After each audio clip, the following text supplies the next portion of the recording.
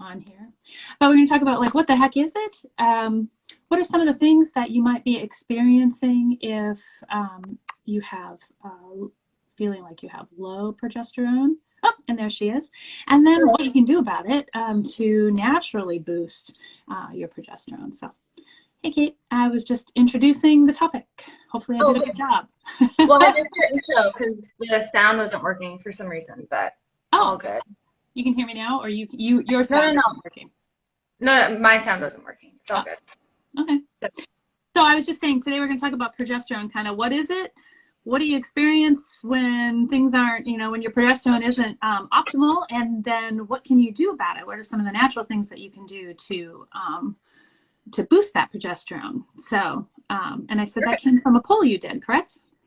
It did. Yeah. This was a requested topic. I think a lot of people are always super curious about more of a deep dive into female hormones. I think majority of us know the basics, and the basics being like which ones we have, but we don't really understand how to like the interconnectedness of how they work and why they're needed and why they're so important.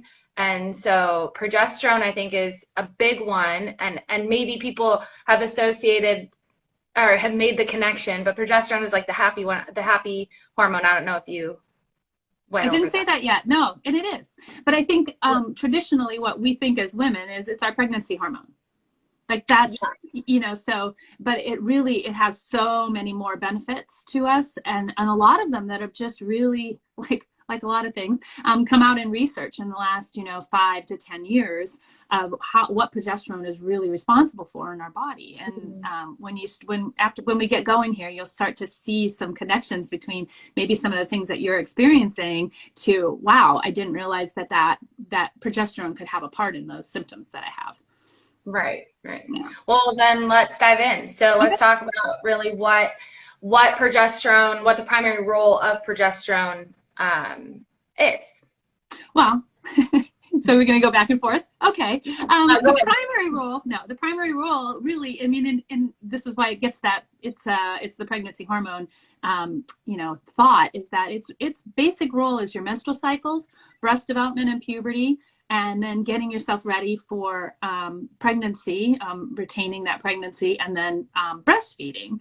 And then, continuing that, it keeps the balance. Progesterone is responsible for that progesterone estrogen balance. It's also responsible for producing the testosterone that we have. And yes, men also use progesterone to produce testosterone. They just do it in a different part of their body because our progesterone is produced in the ovaries. And then some of our progesterone is also produced in the adrenal glands, which I don't think anybody really realizes, So, and it's kind of that question, especially like postmenopausal. It's like, okay, I'm no longer ovulating, and your progesterone does drop, but it's like, what happens? How am I producing it? And you still are, and it's produced in those adrenals. So, and then if you're pregnant, progesterone is produced after the first 10 weeks or so. It's produced in the placenta. So it really is, it's kind of a cool hormone in that it has many places that it can be made in our body. So, yeah. Right. But so going back, let's just go back to talking about our menstrual cycle. So we'll start there and then we can kind of progress it through stages. Sounds good. But so with your menstrual cycle, it is one of the two dominant hormones in your cycle, and the other one being estrogen. So when we're talking about our cycle, the beginning half of your 28 days or whatever it is. However many days your cycle is. Beginning half is actually a rise in estrogen. So your estrogen will start to climb, and then it peaks at ovulation, which makes sense, which ovulation is the time when you're probably feeling your best. You're feeling very feminine. You want to put makeup on and go out, and you're feeling very social. It's like estrogen is that hormone that really makes all of those feelings, because biologically we're wanting to attract a mate during that time. So That is your estrogen. After ovulation, your estrogen starts to come down, your progesterone starts to rise. So this is in your second half of your menstrual phase, and it's your luteal phase. And that's because you need progesterone in order to support a pregnancy. So if you were to get pregnant during the ovulation, we need progesterone to climb in order to support that pregnancy. Now, if there's no implantation, there's no egg, there's no baby, then it drops off, and that's when you kind of get that bottoming out of both of your main hormones, which is your period. So estrogen's bottomed out, progesterone's bottomed out, and you start your period. Right. And then and that bottoming out is what causes some of those symptoms that we feel, right? So like in the beginning, some people get that breast tenderness and some of those types of things, and that's that progesterone climbing, because it's really readying your body to start to support a baby later. Like it's thinking, well, we're going to get pregnant, I'm going to have to support that. But then that bottoming out is kind of what we want to talk about later, but it doesn't have to bottom out so that you feel like poop and you get all those PMS symptoms, especially that week of your period where you're just like, dear God, I don't want to move, I don't want to do anything. And it's so there's some things that we can do, but that is if that's the cycle you're in, that's why it's happening. Right. Okay, so keep going. Yeah. So let's say, and we'll talk about pregnancy and postpartum in just a second, but we're just to stick with the you're a woman, you're having a menstrual cycle. So we're going to stick in that. So typically some symptoms that we see, or what happens when this progesterone is out of balance. So in talking about your cycle, so when your progesterone is out of balance, you're going to see fertility issues. So if your progesterone's low, obviously your body's going to know like it can't support a pregnancy. So we're going to have fertility issues. We're going to see symptoms of estrogen dominance. So this is going to be acne, weight gain, irritability, some of those things that you might associate with like PMS symptoms might actually be estrogen dominance. And this happens, just to talk through estrogen dominance just for a second, but this can happen whether your estrogen is high, but the reason why it's a symptom of progesterone being low is because your estrogen and progesterone actually work together. And so if your progesterone is low, no matter if your estrogen is at the right level, your body is going to recognize it as being dominant because your progesterone isn't matching where it should be, which is why you're still going to get those symptoms of estrogen dominance. It can also lead to anxiety, just imbalanced moods, like we said, and fluid retention, so that bloating you may experience. And then if you go a little bit further down the road, those hot flashes and night sweats and things like that. And that's not necessarily just menopause. I was gonna say that can happen throughout from puberty on. Those are distinct symptoms of having. I remember a time when I used to have pretty low progesterone, and I remember especially postpartum, and when that was not corrected yet, and I would wake up and just like you have to like get in the shower because it's just so. Yeah, and wash the sheets. Gross, I know. Yeah.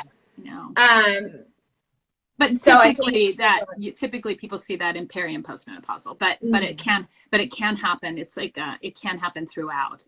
I know it's also one of the signs and symptoms of leukemia, which younger women go, oh dear God, this is probably something else. And it's like, no, it's probably just an imbalance between that estrogen and progesterone that, can be causing that. So it's just something to keep in the back of your mind to check out. Right. So that being said, when you move into then pregnancy, and progesterone is supporting this pregnancy, and like you said at the beginning, it's mainly after about 10 weeks, it's created in the placenta, and it is high throughout your entire pregnancy. So this is why we see symptoms in pregnancy of hair being luscious, your skin clearing up, especially towards as you get a little bit further along in your pregnancy, that glow, that kind of like iridescence, that pregnant women experience, that is progesterone, and that's high levels of progesterone that are being used to support the baby. The issue comes typically is that you've had 9 months of progesterone being high, being up there, supporting, and then the second birth happens, your levels drop. Your hormone levels drop, your estrogen and your progesterone. Basically, it's like the starting of the beginning of your cycle again. So it's like done. They're bottomed out. And that's why a lot of the time, pretty quickly after birth, a lot of women feel sad that they can get these like the blues, the baby blues. They're very emotional, like things like that. And that's totally normal to experience because of that drop, that pretty dramatic and abrupt drop. And it really is within minutes after birth. I mean, it's an extreme. Yeah. So that's really how progesterone works, and what its main what's the word I'm looking for? Purpose? Yeah, thank you. Its main purpose. But I want to talk about all the other things. So let's say, we're not really concerned about babies' fertility and whatnot. So let's talk about progesterone as all the other things that we're finding out that it's actually responsible for. Yeah, and this is some of the stuff that I think is super cool. Yeah. But one of the things, and I don't think we realized it until rather recently, and I mean that within the last 10-ish years, recent, but progesterone really is a happy hormone because of all of the things it does in your brain, which, making that connection was I was blown away when I learned about that. And it's pretty cool. And so you have these, so one of the things, the mood piece of the happy piece of progesterone is we have these receptors in our brain called the GABA receptors. And I'm sure we've talked about them in different ways because there are lots of things that impact these receptors in our brains. But progesterone, especially when it has that effect, it's very anxiety busting. It's a calming effect. It can help regulate mood. And so, it's one of those things that when you think about some of those symptoms that you have as our progesterone and our estrogen is doing that dance, some of that anxiety and irritability and all those kinds of things come at those points when our progesterone is most low, or if it's, chronically low.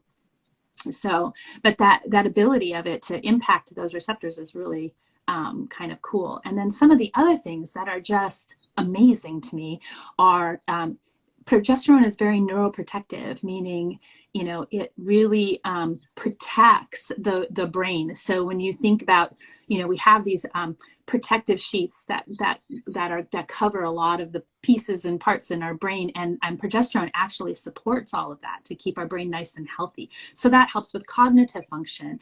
It helps nervous system growth. It helps regenerate tissue. I know for a long time that science said that we couldn't make new brain tissue, which is false.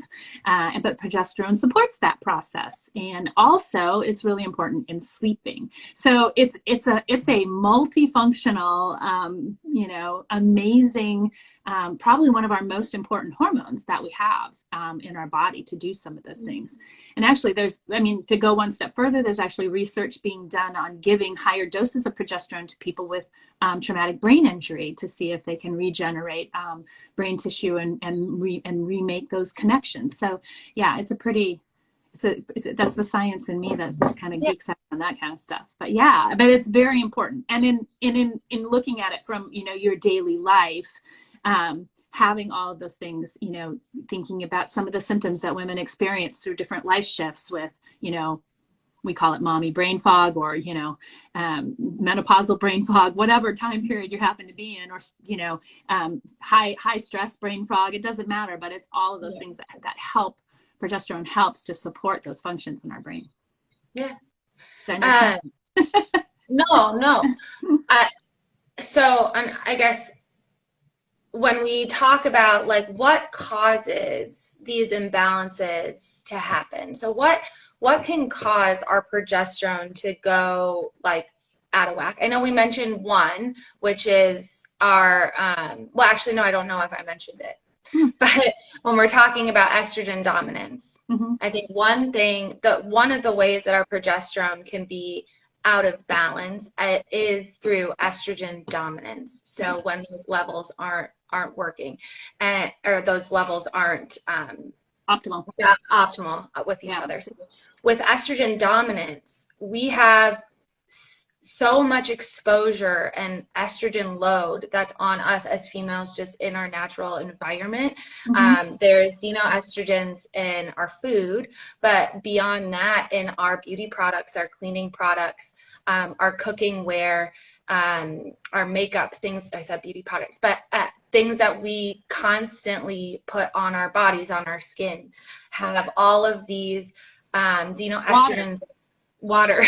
They mimic estrogen in our body, and actually in a stronger way.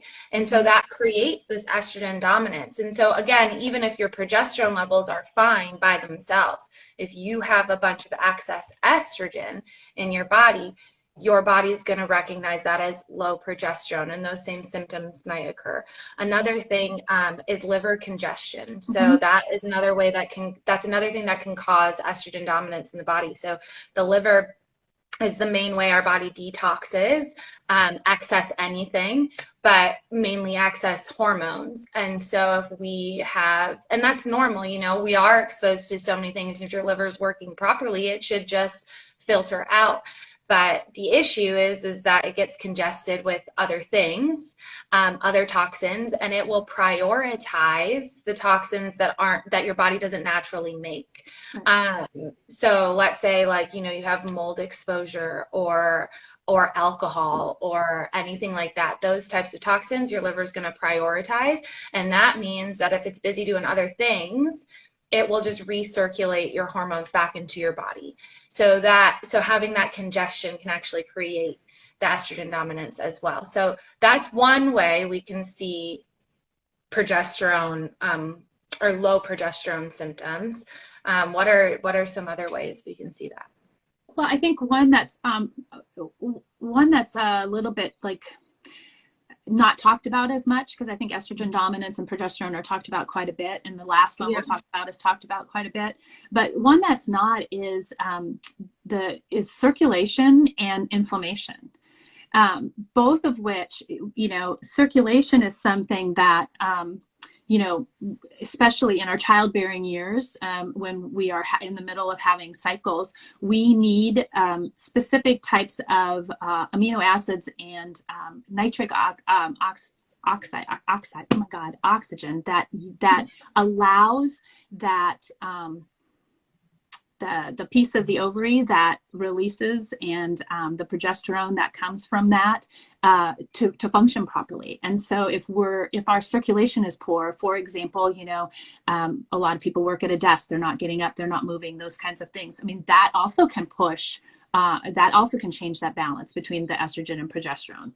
And then the other thing is just internal inflammation. Just in general cellular inflammation can, I'm really having trouble with my tongue today, can also cause quite a bit of, and it's along the same lines as liver congestion if you think about it that way. But if you're inflamed in some way, then the pieces of the cells that are supposed to do certain types of jobs are kind of clogged, and they can't function properly. And so everything else slows down. Signaling is messed up. So your body doesn't get the proper notification that, hey, I need a little bit more of this and a little bit less of that. So those, I think, are a couple of things that we don't talk about enough in by way of trying to keep our hormones in balance. So. And then the third way that we talk about quite a bit, but is stress. Yes. And so if you think about it, again, if you're thinking about it as you go a little bit later, so you're perimenopausal, postmenopausal, in that time period, your ovaries are slowing down to the point of when they stop ovulating. And so when that happens, that's where the majority of our progesterone is made throughout from puberty on, right, to that point. And so we, the only place we have left to produce progesterone is our adrenals. And if our adrenals are, you know, overworked, super tired, just kind of pooped out, then they're not going to have the energy it takes to be able to produce that, which then, if you think about some of the symptoms we discussed and why they're so prevalent in that time period, stress is a big part of that, because we're not able to produce that happy hormone. Symptoms being the night sweats, the hot flashes, the weight gain, the correct, the skin sagginess, all those kinds of things all come from that. So so also, go ahead. No, go ahead. Well, I was just going to say, there is a precursor to progesterone, that if your cortisol levels are high, and I won't get into all the specifics, but if your cortisol levels are high, that precursor is needed actually to bring your cortisol levels down. So your cortisol will steal that, and then it's not able to actually make the progesterone. So that will also cause a dip in your progesterone. So that's another reason, like cortisol will actually steal that precursor that we need in order to make it.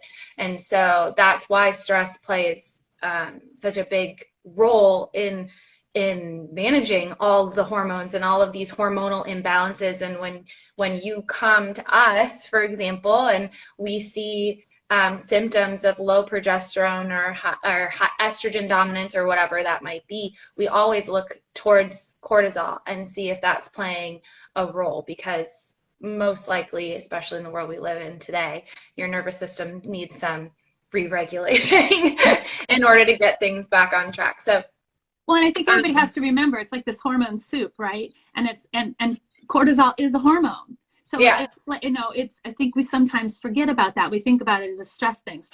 It's a hormone, and it does a lot of the control and management of all of these other hormones. Sex hormones are almost secondary to that. You know, there's a hierarchy of hormones and how things fall. And so it's, and your survival hormones are going to take place precedent over anything else, because it's the thing that keeps your body alive if shit hits the fan. So yeah, absolutely. So so that being said, so some natural ways, because I know like a lot of women, and we always recommend that you get tested. You know, we can place the symptom game all day long, but to make sure that you actually know what your progesterone levels are before you start to kind of interfere with some of these remedies for it, it's always best to go and get checked, especially if you are someone that maybe needs like a replacement or some kind of replacement therapy, which isn't necessarily always the case. But yeah, go ahead. No, I was just saying, if you can talk, I mean, just briefly, you know, and so that's where a lot of women go, and they head toward that replacement therapy. And I would say that what you're being, so traditionally, or in conventional settings, what you're getting is called progestin, and that is a synthetic form of progesterone, and it actually doesn't work all that well. Just like most of the things that we talk about, your body does not appreciate a synthetic anything, whether it's external coming in or your internal coming in. It doesn't, it kind of goes, I kind of recognize it, but I don't really, so I really don't want to deal with this. So I'll maybe take a little bit for a while, you'll feel a little better, and then forget it. It's always a symptom cover up, but you know, but to use it too, I mean, people do use it as a way to like get over the hump, just like anything else. Yes. But I was going to say, but long-term hormone replacement, or this particular hormone replacement, progestin, I'm going to speak to specifically today, is it really ends up having negative effects on your nervous system, where, you know, it does not give you all of that protection and all of those goodies that the actual progesterone does. It actually detracts and can be detrimental to all of our neural functions. And it also decreases the beneficial things we get from our own estrogen. So you have to be really careful when you're thinking about, or if you're you know, talking to a provider and they're wanting to give you some sort of synthetic something to cover up a symptom or to get you over a hump, there are other options. And so I just want people to understand that if you're looking for hormone replacement, that you make sure that it is either sourced naturally. Still, things are created in a lab. Yes, I know, but it's a natural source. It's not synthetically made. So when you were saying that about replacement therapy, I just wanted to make sure that may be a little clear. Yeah. So, other natural ways that you can boost estrogen, and I mean, we can talk about progesterone. You mean? Yeah. Did I say estrogen? Yes, Sorry. you did. Okay.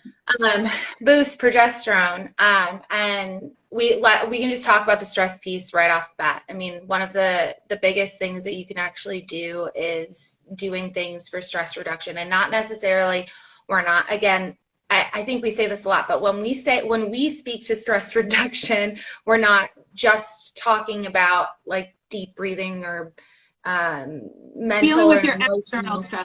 Yeah.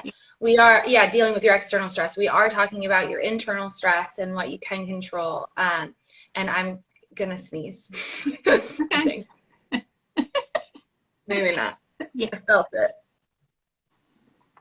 Okay. Anyway, I'll let you finish your thoughts. especially because we now know. Do you see my eyes are watering? Because we know that the adrenals do produce that progesterone, so we need to find a way to calm down your adrenals in order to get that boost. So, gosh, sorry. Go ahead. I don't know where your thought was going, Maya. Oh, okay. So stress reducing techniques, right? So we're talking about, like you said before, inflammation, talking about blood sugar control. We're talking about sleep. Yes, mental and emotional stress, because of the way that we perceive the things happening in our lives can definitely play a part on our nervous system. But it is just a piece of a bigger picture of stress reducing techniques. And we always like to talk about the things we can control versus the things we can't. And obviously I think there's a lot of different things you can do in order to help calm down that nervous system response. So that would be one of the ways to naturally boost your progesterone. The other way, and I guess another pretty easy and way you can control this is through food. Mm-hmm. Along with blood sugar control, there are certain foods specifically that you can eat that will help boost progesterone. Right. Well, so you know, we can post this with the notes for this. We can post a list. But I think some of the things when you think about with food, oh, that's so funny. When you're thinking about food, what you're thinking about is trying to replace nutrients that are supportive of our own natural progesterone production, right? So things like so those nutrients would be zinc, B6, vitamin C, magnesium, and then the L-Arginine, which is that when I talked for a second about improving your circulation, that's the amino acid that is responsible for that particular process in your body. So that's another way that you can, boosting those eating foods that have those naturally, so that your body actually recognizes this. Food is medicine, and your body recognizes what's in that food and takes what it needs to build those nutrients back up so that that natural production can happen versus doing something outside and taking some sort of replacement. On the replacement piece though, wild yams, I'm just going to say, so wild yams is a natural progesterone replacement. It has a lot of the same properties that our body again recognizes and how to make or just to boost production. And so that's, an avenue also to go down once you've been tested and you understand like kind of what all these hormones are doing and how they're interacting. But that is a natural way to do a replacement therapy for progesterone. But in general, the thing is if you use food you know, and we'll put a list for the foods for those nutrients that we mentioned on the notes. But if you use food, your body's not going to, you know, overuse it. So if I'm using food and I'm giving the pieces to my body that it needs in order to make that progesterone, it's not going to overdo it. It's going to just use what it needs and then poop or pee out the rest of it. And you know, and that's the way it's supposed to work, right? Unlike if you're doing a replacement, and depending on what type, sometimes your body gets an overload of it and you end up with the opposite effect than what you really wanted. So I don't know if that's what you wanted to talk about, but yeah, no, that's perfect stuff. Thank you. So that is our, I guess, overview of progesterone. We hope that it's helpful for some of you that are like, what's the deal? What's all this nonsense I hear about progesterone? Why is it important? Hopefully we answer some of those questions for you guys. Obviously, if there's any others, you can put them in the comments of this video. We're happy to keep talking about it.